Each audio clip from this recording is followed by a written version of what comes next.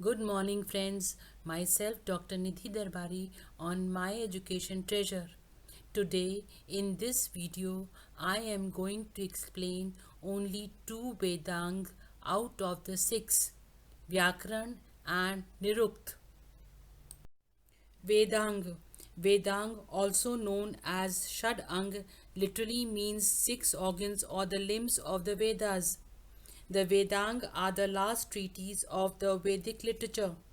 Paniya Shiksha narrates two verses on the importance of the Vedang, which describes Veda as a Purush having six limbs as six Vedang. Chand are his 2 feet, Kalp are his 2 arms, Jyotish are his eyes, Nirukt is his ears, Shiksha is his nose, and Vyakran is his mouth. Just like the limbs of the body, they perform various supportive and augmenting functions in the study, preservation, and protection of the Vedas and the Vedic tradition. The functions of these six organs is to explicate the intricate thoughts of the Vedas. It was believed that proper understanding of the Vedic text is possible only when all these organs are strictly followed. The oldest record of their names occurs in the Mundak Upanishad. The order of each Vedang in protecting the Vedic tradition given in the Mundaka Upanishad is Shiksha, which deals with the study of sound and pronunciation. Kalpa deals with the ethical, moral, and procedural precepts. Vyakaran deals with the study of word and sentence structure. Nirikt deals with the meaning of complex words and phrases. Chand deals with the mastery of rhyme and meter. Jyotish deals with the study of heavenly bodies to find an auspicious time for the performance of the rituals.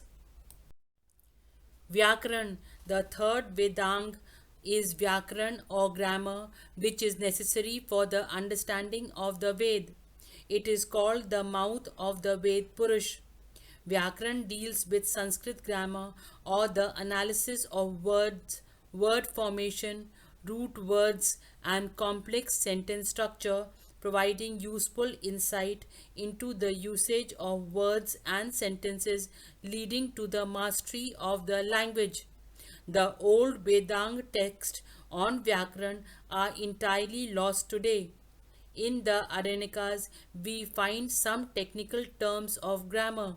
The most authoritative textbook of Vyakaran grammar of this Vedang is considered to be the Ashtadhyayi of Panini, who lived probably between the 5th and 6th century BC.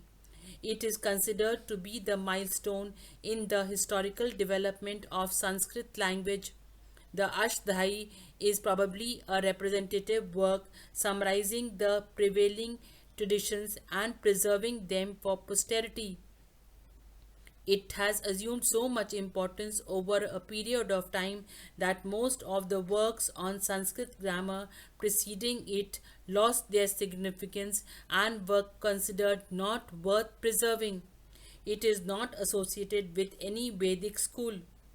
Formation of the word is the main subject of grammar. It discusses root, prakriti, and suffix pratyay of a word to study its meaning.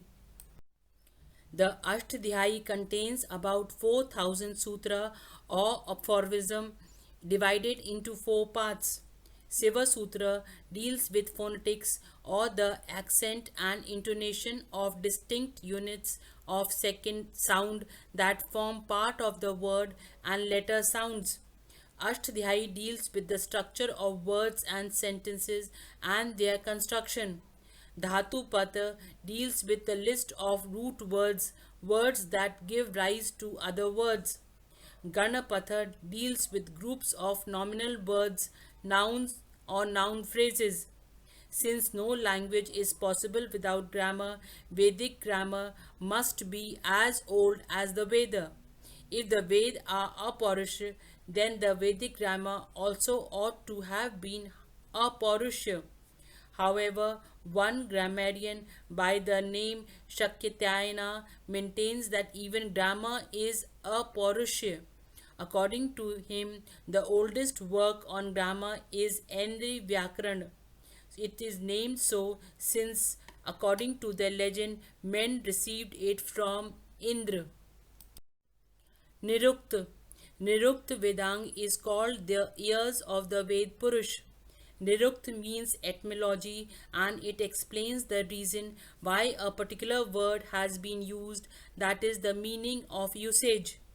Nirukta deals with the etymological interpretations or explanations of difficult and obscure words, especially those found in the Ved, whose analysis and interpretation is vital to the study and understanding of Ved, which are replete with mysterious symbolism not usually understood by all.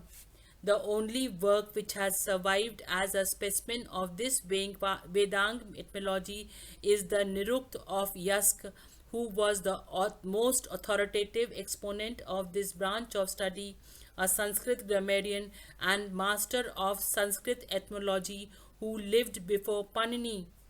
As regards the importance of etymology, Yask himself says that without it, the precise meaning of the Vedic stanzas cannot be understood. Since many Sanskrit words can be split into more than one way and the Vedas contain many obscure and unknown words, an in-depth study of Nirukt will help students discover the latent or hidden meaning of the Ved and understand their linguistic and philosophical significance. Yask, by collecting the terms, provided the most authentic interpretation of the structure of the dictionary, consisting of all 1770 terms spread over three kand. First kand consists of three chapters, which is called Negantuka. Second and third, consisting of one chapter each, are called Naigama and Daivata. Nirukt itself consists of 14 chapters, of which the first 6 chapters deal with the Naiguntaka Kand and Naigama Kand, and the next 6 chapters deal with the Daivata Kand. The Naiguntaka are 5 lists of words found in the Vedas, which are again divided in 3 sections. First section consists of 3 lists in which Vedic words are collected under certain main heads. Second section contains a list of ambiguous and particularly difficult words of the Vedas, while the third section gives a classification of the deities according to the three regions: earth, sky, and heaven. If you found the video to be informative and interesting, I request you all to please give a like to the video to motivate me, share it for others, and subscribe it so that whenever I upload a new video, you will get a notification. The last two are somewhat like appendices. Yask has mentioned a considerable number of important grammarians as his predecessors in the Nirukt, such as Galava, Shakapuni, Kathakya. Nirukt is very important for several reasons. Firstly, it represents the type of earliest classical style and in this respect stands by itself. Secondly, it is the oldest known attempt in the Vedic etymology. Thank you very much for patiently watching the video and don't forget to subscribe.